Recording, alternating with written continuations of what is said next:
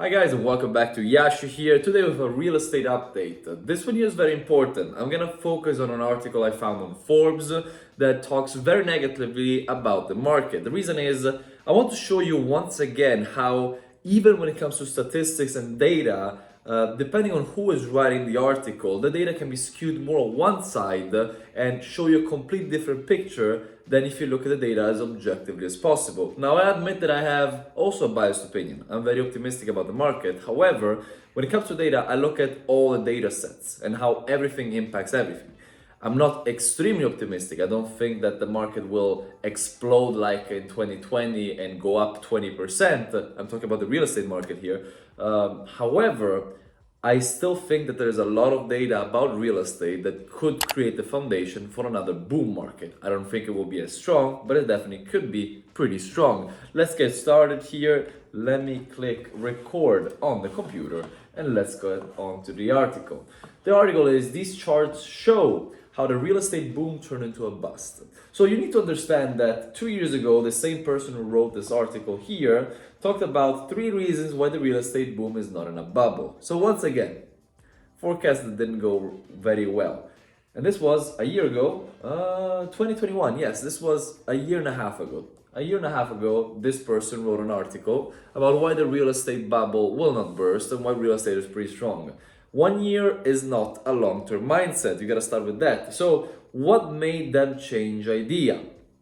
What did they see that is different? And if you look at the data that they use clearly shows that yes, the real estate market is not the best right now. They're talking about National Home Ownership Affordability Monitor, where in 2023, now with the new interest rates, homes are not affordable because prices did not drop, but interest rates are higher. And as you can see, the levels here are much worse compared to 2019 to 2021. But then again, if you look at the past, 2019 was not a very affordable market, 2014 was not a very affordable market, and of course then we had the crisis that was pretty bad in 2008.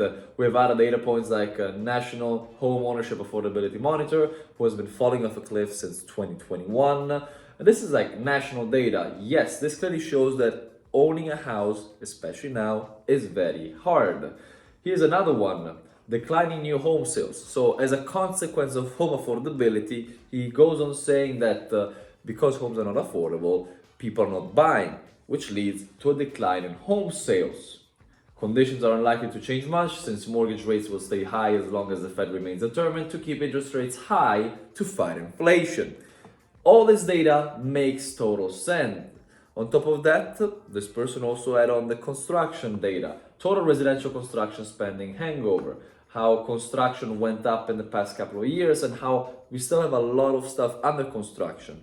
Construction has halted for new projects, but stuff that is under construction still needs to be built, and home builders will be hit because their homes tend to be more expensive than pre-owned homes. Also, they use a very interesting, let's say, data point that it is the first time I see, which I'm very happy to see. Total housing units as a percentage of population is higher than 2008. The level was around 42.2%, now it's around 43%. Now, the chart makes it look much more hardcore. We're talking about a difference of 1% since 02 and a little bit over 1%, 02 and 2022. So the curve makes it look very exaggerated, but the difference is not that much. A slump in new construction permits, this is what I just mentioned. And after this, they briefly mentioned my favorite data point, which is home supply. It is important to keep in mind that there is differences between the aggregate real estate numbers presented above and the realities of the ground, which are influenced by local conditions much more than nationwide numbers. And this is the point that is very important to me, but is only being mentioned without the consequences. According to Realtor MLS data, the number of real estate listings here dropped rather steadily from 28,000 or so active listings in a month leading to the 2008 financial crisis, when monthly sales were partly 1,100 units a month, to a low of just 2,000 active listings in March 2022. This is a local market. It's simply stating that listings have been falling off a cliff. They have recovered a little bit in 2022, but now they're falling off a cliff again. This person is not talking about the consequences of this. So we have a declining demand because of home affordability. We have constructors still building, but slower than before. But most importantly, because homeowners are not incentivized to upgrade into a new house, getting a bigger house, so the trade-off is too bad for them, they're not putting their homes for sale. In this case, we went from 28,000 listings to 2,000 in this local area. Okay, we're not talking about all of America.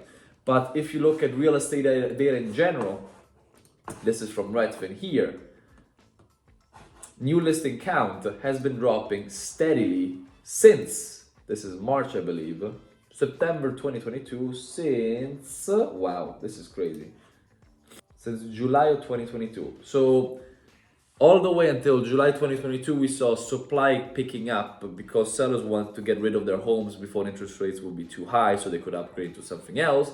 But as sellers were disincentivized from selling to buy something new, the only new supply we're seeing is new construction. So the percentage of new supply arriving is mostly coming from new construction. And it's not a lot.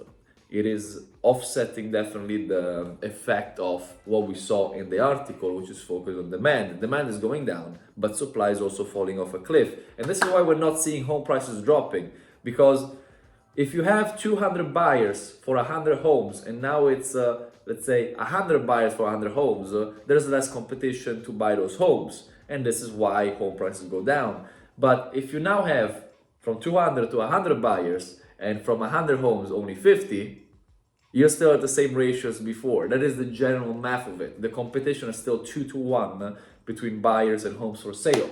And I'm not saying this is all of it. This is not the entire market, but it is an extremely important data point that should be added.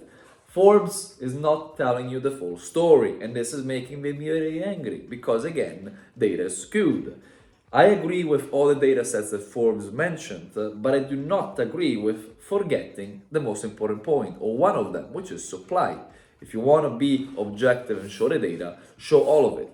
Let's look into other data ratio. One of that is mortgages.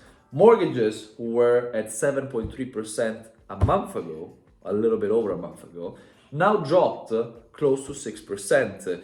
This case is bank rate giving you incentives, but we're around 6%. This is down a lot. This is helping buyers, and it is stabilizing. It's not fluctuating as much as it did before. Now, we still have a couple of Fed meetings to see. People are expecting the rate to go up another 0.5%. The question is, how will bank react? Is this movement we see in interest rates for mortgages simply a stabilization of banks and what banks are expecting, or are we expected to see more increases in mortgage rates? That's something that we will see soon. One thing we know is that the Federal Reserve wants to keep rates high for a while, which means that this new environment will become the new status quo. Forget the super low interest rates we saw in the past 10 years. Now it's time to fight inflation. So as soon as people get used to this new status quo, which by the way was the same status quo we had in 2008, where a mortgage would be around 7 to 8%. Once people get used to this, people will flood back the market. A market, on the other hand, that has a very low inventory. So what I'm saying here, if you're a home buyer, is do your research. If you're a home seller, do your research. Data clearly shows that inventory is low. And as soon as people figure out that renting, again, is not very convenient for the long term, and many people, I hope, will understand that, they will flood the market. Why will people understand that? The hardest thing to understand, but it's the most important one, is buying a house will stabilize your cost of housing for the next 30 years if you do a 30-year mortgage. Because once you lock in that fixed rate, that mortgage payment will be the same. The only thing that will change is the insurance and taxes. All the rest will be the same. Rent, on the other hand, will go up on average 3-4% every single year. In some places even more. Think about New York, Northern Virginia. I bought a place a few years ago. My mortgage on that is $700 a month in Northern Virginia. The rent of that at the time was $1,200 a month. Fast forward today, although I'm not renting it at that high, if I was renting it at market rate after 3 years, the market rate of that apartment is now $1,700 a month. So That's an extra $500 a month in rent, while my mortgage payment is still $700 a month. So again, if I was living there, I would have stabilized my cost of living, which will be now, my cost of housing, which will be now less than half of the rent, of the equivalent rent of that apartment. This is what is very important to understand. Sacrifice a little bit now to stabilize one of the most expensive costs of your life. Not financial advice, but I hope that the concept makes sense. Guys, this is all for now. I simply wanted to prove the point that be careful what you read out there and learn how to look at data. Learn how to look at all of the data, not just what people want to show you. Again, I have general opinions that I will not put out in this video here, but it seems to be that some data companies, data sets, which by the way, many of them are owned by some corporations, are skewing some of the data or focusing on specific data points, but not all of them. Guys, thank you for watching. I hope you enjoyed the video. I hope this gave you a better idea of the situation. Ciao.